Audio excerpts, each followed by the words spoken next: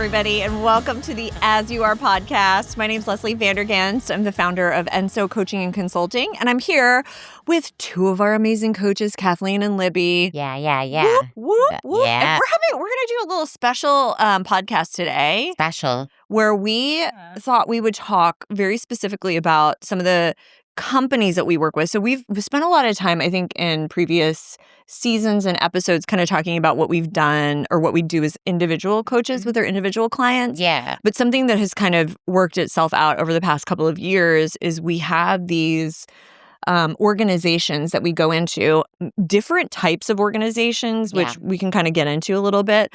But going into these organizations and really working with the leadership team or people that are kind of in management or just serving the organization's individual contributors. We've kind of seen a breadth of it.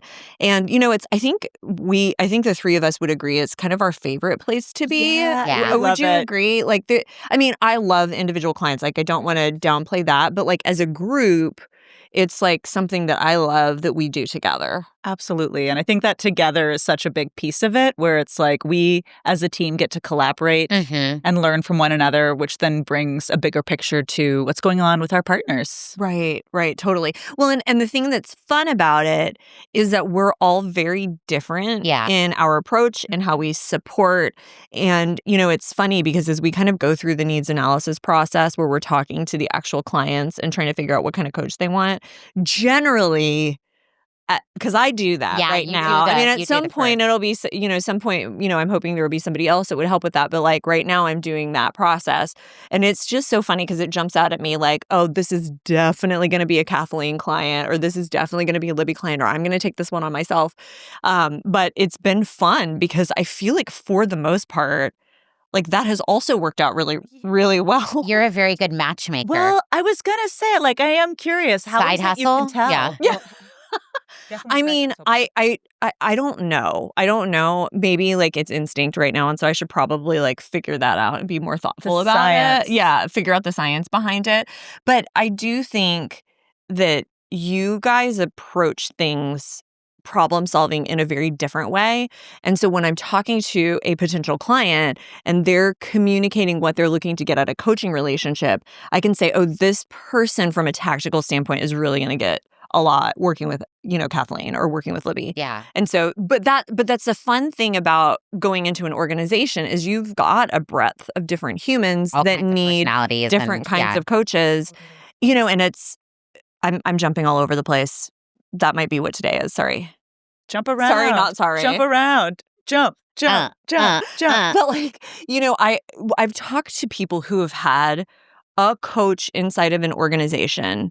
Maybe an organization says, we're going to have one person that's going to coach everybody inside the organization. And that hasn't been the most effective thing for them simply because that coach might not be the right fit for every single person inside of the organization. So we have a little bit of a benefit because it's not just us. We also have Adam. We also have a couple of independent coaches that we can call on to bring in if there's like some specialized need. But that's like one of the things that has been so fun about this group, A team. A team. And, I'm just kidding. But like just being able to like really lean on our diverse skill set and to go in and to really support an organization. That's been, super fun for me. I think what I love is it's so cool just to, and the thing that's, we have our individual clients, but when we're working with these companies is we're all kind of working towards the same thing. And it's always very interesting because we stay in close contact about kind of what's going on, what are some of the big things that we're seeing.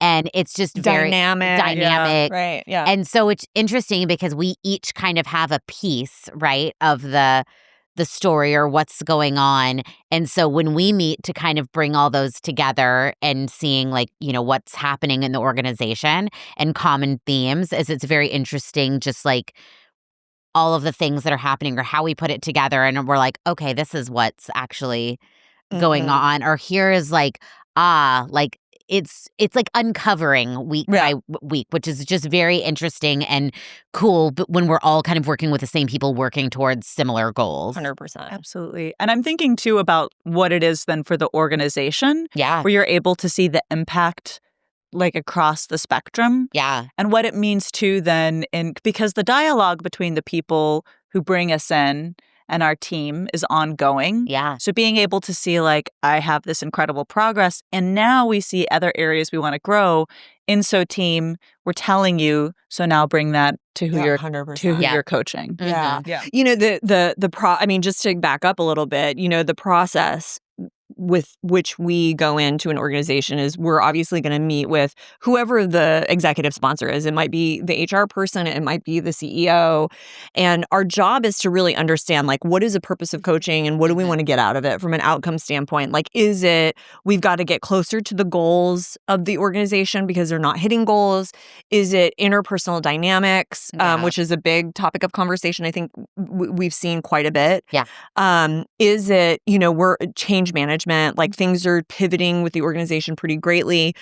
Is it leveling up the leadership? That has also been a big topic of conversation for us.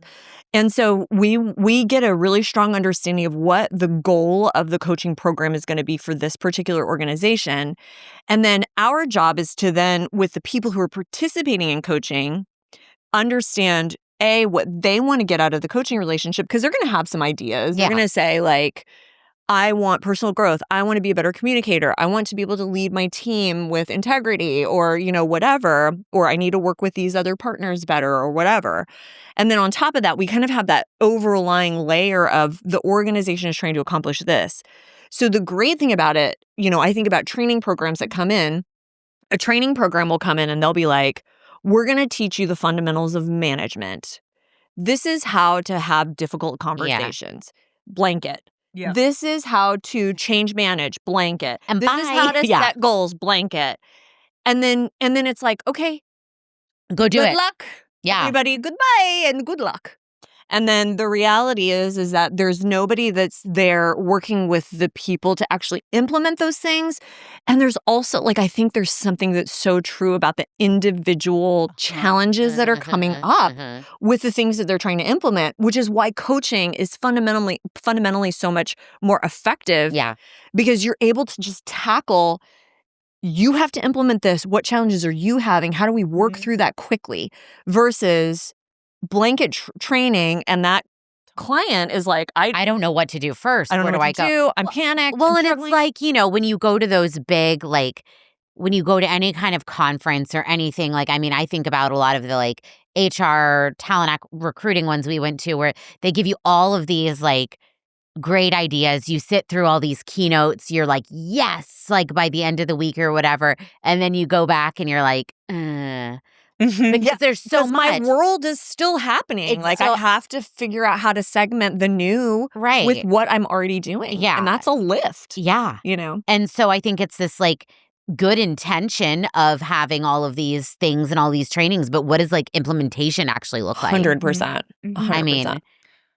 that's hard. It is. It is hard. And that it is something that like is still happening across the board, right? That it's like we are meeting the individual needs, but it's not as if we're just doing it for one person within the company too, right? That it's like everybody gets to have that kind of level of upskilling and engagement. Yeah. And what comes to mind for me in all this too, like I feel in my professional career and in life, feeling seen Yeah. as being really impactful and something I think generally people desire.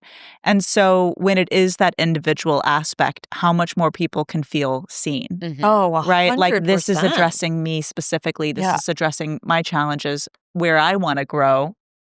And I think giving leaders a place to work stuff out and that's not, I mean, because I think so much of it is, unfortunately, so much of leadership is kind of this, you need to know how to do everything and you 100%. can't show that you don't know what's going on. And so I do think coaching too also gives these leaders a place to talk and figure things out and, you know, figure out what is it that they stand for, what are their, you know, expectations, how do they set goals without having to just, you know, do as so many do and just pretend kind of that they know 100%. what's going on and really have a space to like figure that out. Yeah.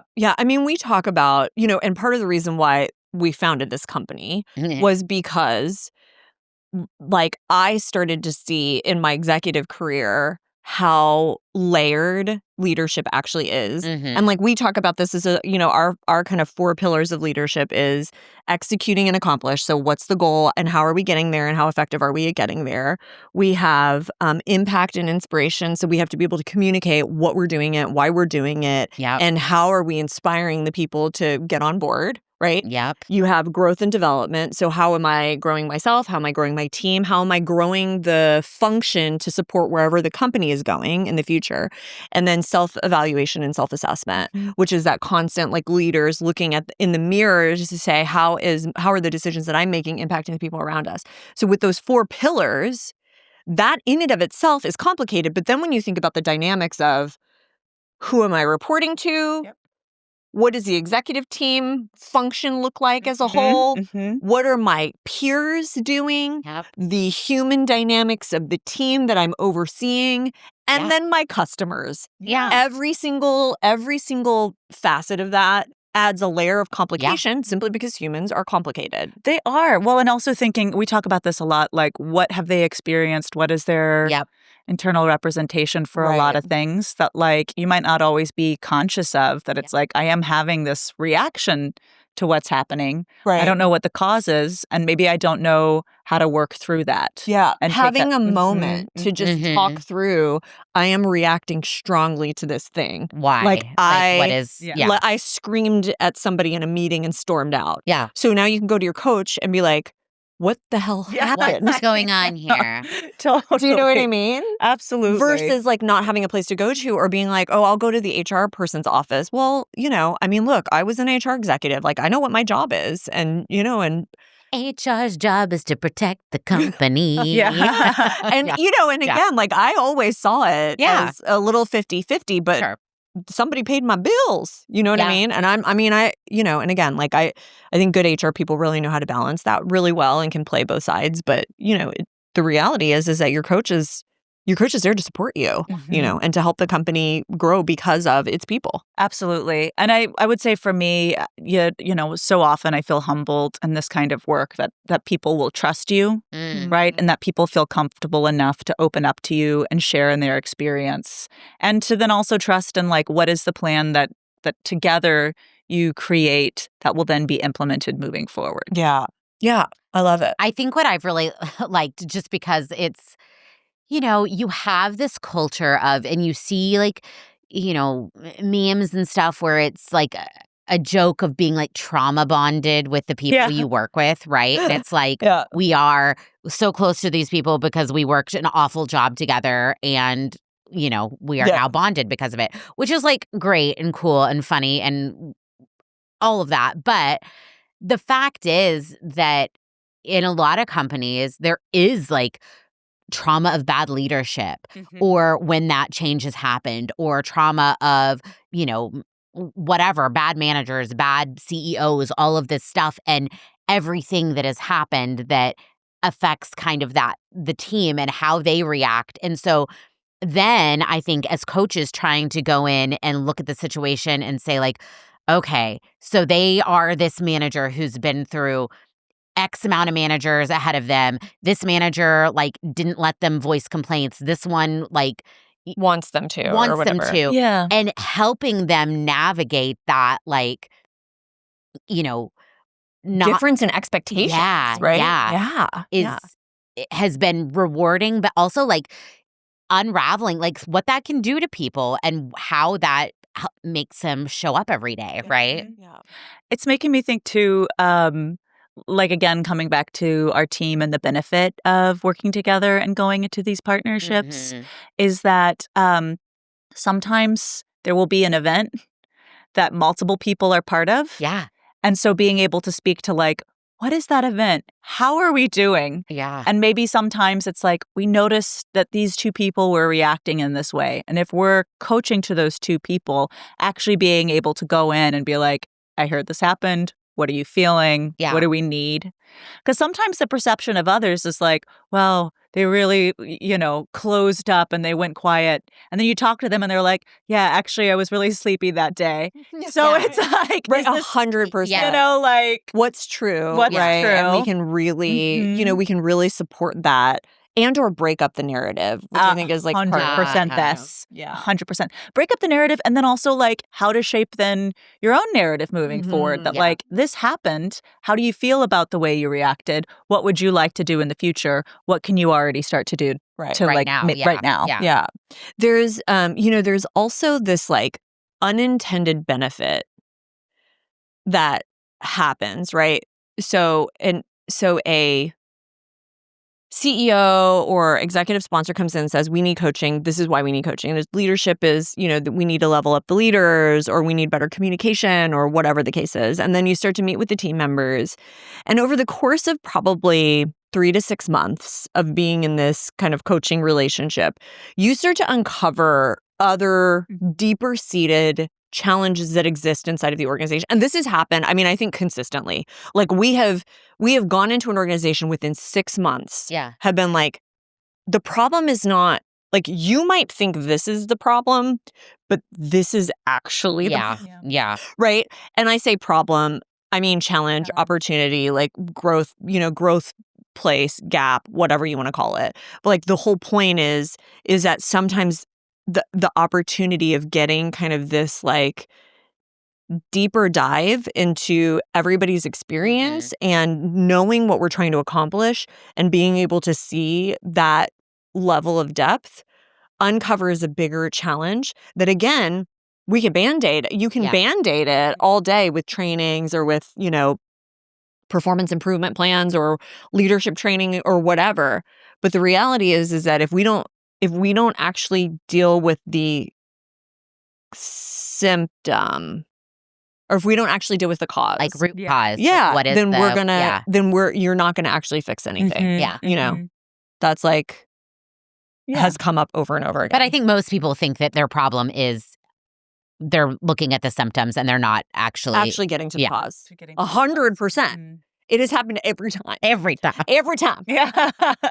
Praise. Or Tom. Yeah. I mean, so just let's just like talk. I think we should just talk about an example of something that has been kind of fascinating in any of these partnerships. And obviously, we're not going to tell you guys what are the names of these partnerships. Just, obviously we're in confidentiality and all of that. So we won't be sharing that. But I was about to make a joke partnership like McDonald's. Oh. Don't you worry. Yeah, don't worry. We won't tell anybody McDonald's. Unless McDonald's is not one of our No, exactly. Not. I wish. But we're here in case you want to be. Yeah, just kidding. Fine. We're around. But like just go back to any of the companies that we've worked with and just think of something fascinating or something that has come out of that relationship and the outcome that either A, we've been able to support, or B, that has kind of happened as a result of, anyway, yeah. Libby's got a No, I'm thinking. No, going. She's I'm smirking, thinking. so she's I already got one. I always smirk. No, I'm thinking actually, as I just bumped my mic. Sorry. That's something fascinating. I don't know if it's fascinating, and I think I kind of touched on it earlier, but just like so people that have been through multiple changes and kind of how they're showing up and whatever the rhetoric is, and just kind of going in and having the question of like what else could be true, about this. I do think that with some of the organizations, there has been a lot of change in leadership and what that has in turn, the impact that it's had on some of the different managers, how they show up, what they believe to be true, and kind of and the stories that they're telling themselves. And it really is we're rewiring.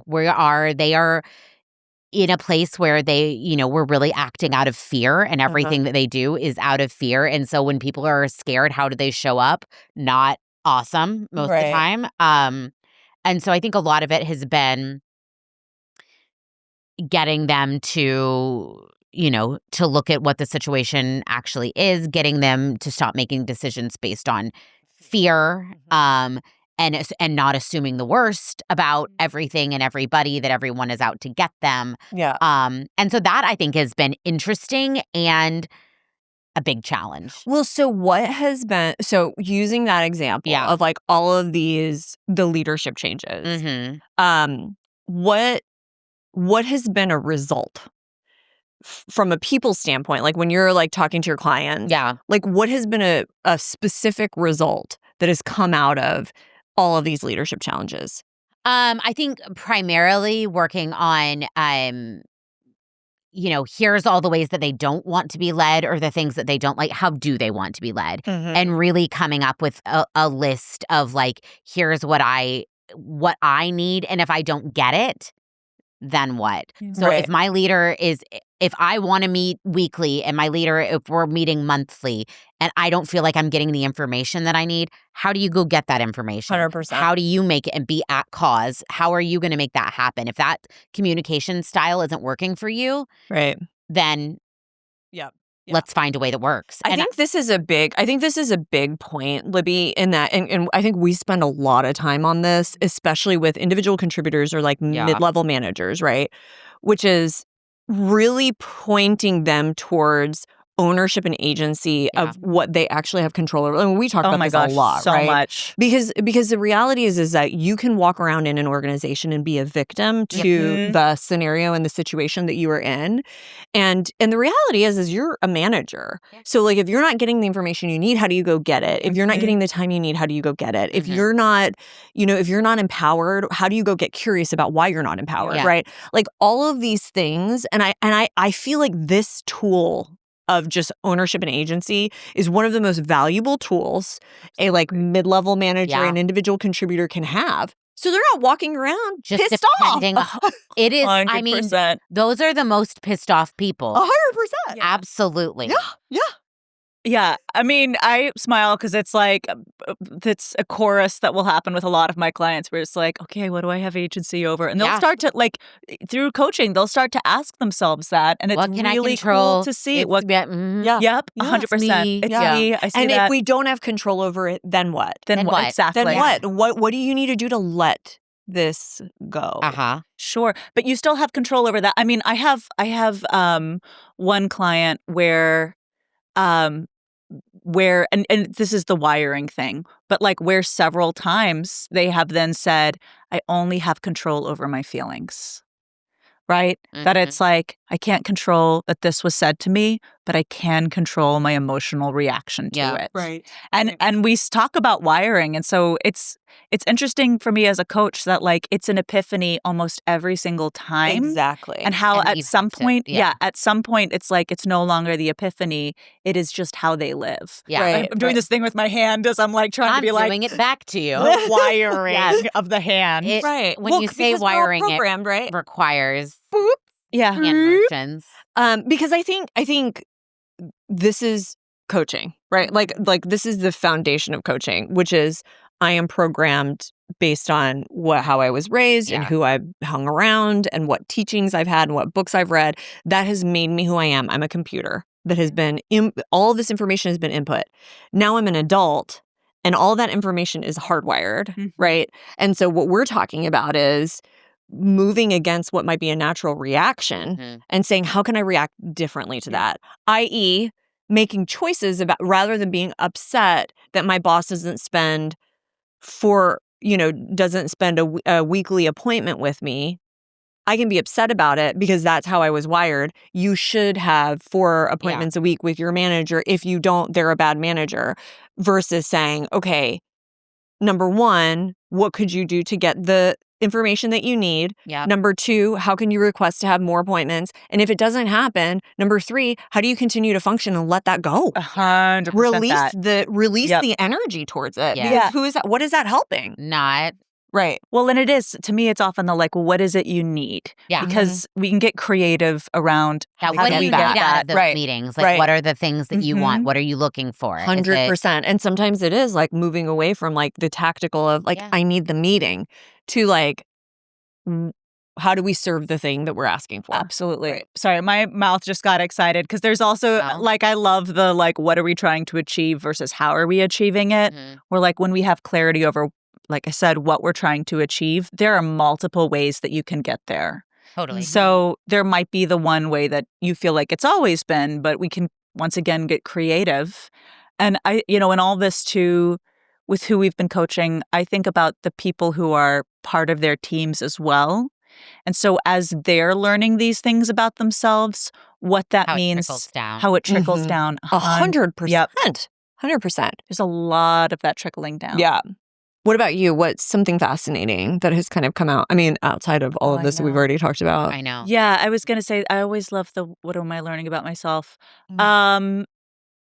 Yeah, I'll just stick right now with the team. There's watching as some of my clients are then well, how is it I better support my team? I'm learning this about myself. What does it mean for then how I coach them? Yeah. Right? So it's rather than me saying, this is what I'm seeing, being able to say, well, what are you experiencing? I mean, that's our mission, right? Our mission is to impact the leaders so that they impact the people that they support, so that the web spreads. The web spreads. The web spread. That's a fun vocal exercise too. I mean, I did have a client who, it was funny because they were talking, it was kind of the issue of them not being happy about their manager not having time with them. And then we went into okay, well, what's going on your team and all of your direct reports. And then, and then she's like, oh yeah, I have, this person on my team that they're my problem person and they always need stuff and I was like, let's take a step back. Let's look at that. So you have someone on your team that you are annoyed with because they want more time from you and they always need stuff. What do you want from your manager? It's just helpful. Yeah. Right? Yeah. And she was like, oh my God. And I was coming out. I just heard something. Yeah. I heard something. I just want to point that out to you. Yeah. Yeah. I think there are two big things that come up for me, right? Yeah. One of which is, and we kind of talked about this kind of unintended benefit of working with coaches is that what you think might be the problem might not actually be the problem. Yep. And I feel like that has kind of come to fruition with one of our big clients that we're working with right now, which is, what seems like an opportunity to level up the leadership team has really turned into a clarity of priorities challenge, right? And again, I think the organization has strong KPIs. They're very clear about what and how they're approaching things. They're very mission driven. They're all aligned, and there's a and I think they're all very committed. 100%. Which is all you could ask for in an organization. Yeah. And the reason why I say, because again, when you say level up the leadership team, there's so many facets of that. It could be a multitude of different things. And that is crystal clear that has to happen. But I would argue that the leading domino is clarity on objectives and where we're going. Yeah. If we're not super clear on that, it makes it really hard for a team member to put a stake in the ground around this is what direction we're taking, or this is why we're moving in this direction, or this is how I'm going to inspire my team, or how I'm going to make sure that my team's moving in the right direction, or whatever. And so if we don't have domino one or pillar one figured the F out, then we can't do any of the others. Yeah. And so that has been kind of one of, and I do think it's been multiple conversations, and that leadership team, I think, is now, I don't think, they are now moving in the direction of we've got to get clear here 100%. So that then we can get clear on what expectations we need from the leadership team. And I am a firm believer that organization is going to skyrocket in the next 6 to 12 months. Same. It's going to blow up. Yeah. And how long would it have taken them to get there if we're not laser focused on what is the real problem No, because inside they're of this going to keep organization. treating the symptom until 100%. then, They're going to say level up, or okay, well, we'll go replace we don't that have the right person, people. Yeah. and then we'll put that other person in. But the Causes more turmoil. 100%. Yeah. Then it's change management again, and then it's like new leadership. We got to learn the new leaders and all that other stuff. Cycle. And so, like, I just so it's and it's hard. Like, it's not easy for this leadership team to kind of look and be like, have we been clear? Do we know what the issue is? Do we know what the challenge is? And to commit to, okay, this is our path forward. This is how we're going to move forward. And continuing to work on all the things that we've been talking about. I think another example, and this one's maybe a little bit more of a tragic story. Oh. I know. Womp, womp. But a learning lesson, right? There were cultural issues inside of one of the organizations that we had worked with. We are not working with them anymore, which is why I can say it's a tragedy. Yeah, I was going to say, I was like, and tragedy. Everyone died. Yeah. I was like, get ready. No, we're not working with them anymore, but we were working with them for a little while. And in our coaching relationship with them, we were uncovering some pretty big cultural challenges. And, and again, us kind of having a very specific lens and being able to communicate that to the leadership team to say, hey, like, I actually think we have some real challenges here, some real problems, is just, again, a byproduct of us being so close to the team members and them having a vulnerable place to communicate. And again, because of our confidentiality, we're not telling the leadership team very specifics. Like, we're not saying, person A has this complaint, person B has this complaint. No, we have like themes. We have themes. And we say, culture, you guys need to focus on this. These are the things inside a culture that are a problem. These are the things that we're starting to see in X, Y, and Z. And we just got news, I think last week or 2 weeks ago, that organization had a mass exodus and now is at risk of being able to fulfill what their core mission is. Yeah. And so again, like, not to say, I told you so, but to say there is a benefit in engaging with us and in listening. Yeah. And I hope I don't sound like sassy or rude about it. It is just like we are seeing things, and when we communicate those things, like, I hope that you will take that information. It's like free information for you. For sure. And where I think like coaching can be beneficial in all of this too is you are maybe receiving this news or this information that could be difficult to process. 100%. And if you've got someone there who you can kind of like process through that difficulty, understand, why am I feeling this way hearing that my company is struggling with culture, that it's like, okay, learn about it. What do we do have about your feelings, but what do we do? What do we do? Like, how do you get into action rather than like, oh, I hate hearing this. Yes. Yeah. And it's these people. True. It's all these people, not me. Right. Yeah. Right. 100%. And I think, one of the things that we've learned is, as part of this process, is that if and I don't want to put a stake in the ground on this yet, because I'm still curious about it, right? But I think one of the things that we've learned thus far is, if the leadership team is not participating in coaching. Oh my God. Sorry. Yes. That was my reaction, is like, this times a billion. And I'm open, I'm curious. open to be curious about whether or not that assessment is true, but it has not been it's hard though, right? Like, if the leaders are not on board with or if they're not working on their shit as much as they're asking the team members to work on their shit, then it must be everyone else, not them. 100%, right? And we have DNA in everything that we touch. So like, there's no more hand DNA. stuff. Yeah. That's the DNA sign? Yeah. Oh. It is now. That's it. That feels like an atom bomb. Yeah. Or atom. Atomic molecule. There's DNA somewhere. But I, it is true. Like, we have DNA in everything. And so if we're not actively looking at, okay, everybody's working on their stuff, I need to be questioning and or looking in the mirror with how I'm leading, how I have responded to something, how I'm supporting, how I'm motivating, how I'm communicating, how I'm supporting the changes. If I'm not doing that, then it makes it really hard. And also the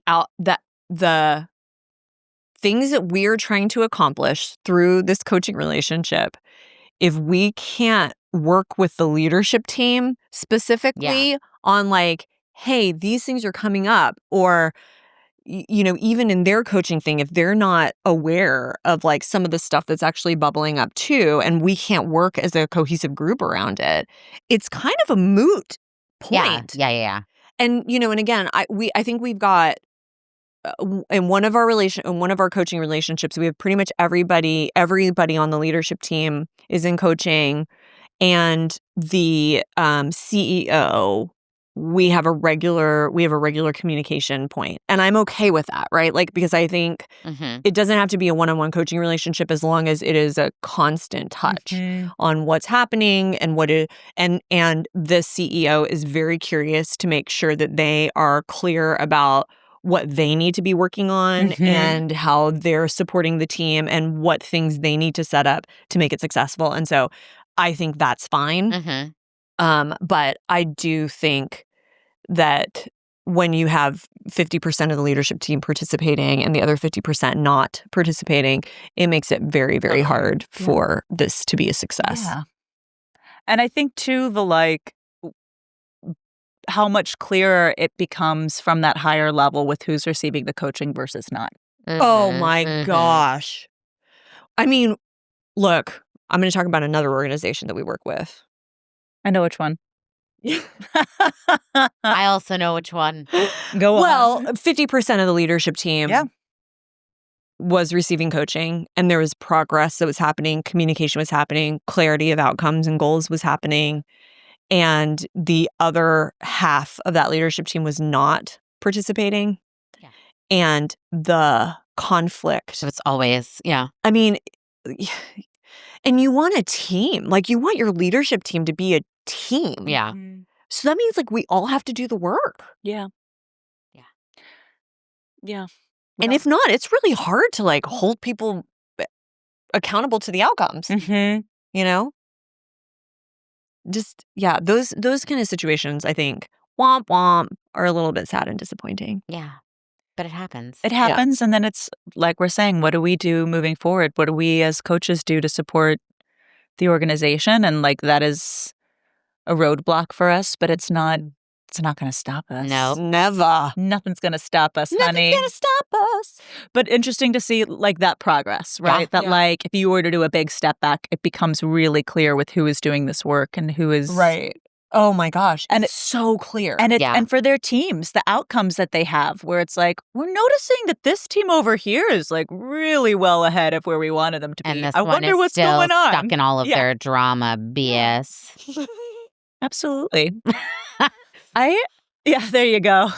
Smoking fake cigarettes. That was me having a fake cigarette, yes. I did want to throw in like a little humble brag moment too. Yeah, let's go, girl. Well, just a humble brag because I want to be like, here's some of the reality is we come in and we are a huge value add, but we're also not free 99. Oh, yes. So like, I was it's an investment. Yeah. Absolutely an investment. But it's not a huge investment when you think about the outcome. I will say that. No. It's not. I will say that much. For sure. For flippin' sure. The humble brag pat on my shoulder, though, is that I have heard from a couple of my clients that they're like, I would take less pay if it meant that we could keep you. And it's like, oh my gosh. And I think that for that, it is that feeling of a value add. That value isn't necessarily money strictly. Yeah. Right. There are lots of different forms of value. And it's really cool to be like, oh, honey, that's so nice. And if you have a company that is interested in coaching, Leslie will be happy to crunch the numbers with you and figure out how that can work in your budget. And look, the thing is that we can get really creative. Yeah, totally. If you tell us what your budget is, we can get creative around what that looks like. So it doesn't, one-on-one coaching is going to be the most expensive simply because that's hour to hour time. And so like that becomes more expensive. But that said, I think about dollars lost, and these are conversations that I have with the leadership team on a regular basis, dollars lost. Is that meeting necessary? What are you accomplishing out of that meeting? Why is that meeting continually happening if you guys aren't getting the outcomes you have? Like, we're pushing on the dollars that you're putting into the organization and the dollars that you may be wasting. Why are you hiring this person? 100%. Could this be another job? A system. Do you need a more efficiency? Like, do we need to think about AI in this context? Like, our job, and again, if we think about the cost of turnover, if we think about the cost of trying to hire new, trying to hire new team members or offboard other team members, and the intangible costs that are associated with that, not including the tangible costs that are associated with that. Yeah. We are freaking free. We are free. We are free 99 after all. Turns out we are. Do you know what I mean? And numbers have been crunched. And again, we can be creative around what that looks like, because we do have some organizations where we're looking at coming in and doing kind of group training and then group coaching in cohorts with multiple people. And that's a much more cost-effective way to do things. So, again, like, we can get creative around it, but I think about the organizations that I was in when back in the day, not being a coach and just being an executive, and how much more effective that organization would have been if we would have had these types of programs. So basically, everyone should hire us to come into their company. It's really, you should. No, but really. No, it'd be great. No, but really. Yeah. It's a game changer. That's all I'll say. And I think, we have people who would vouch. Absolutely.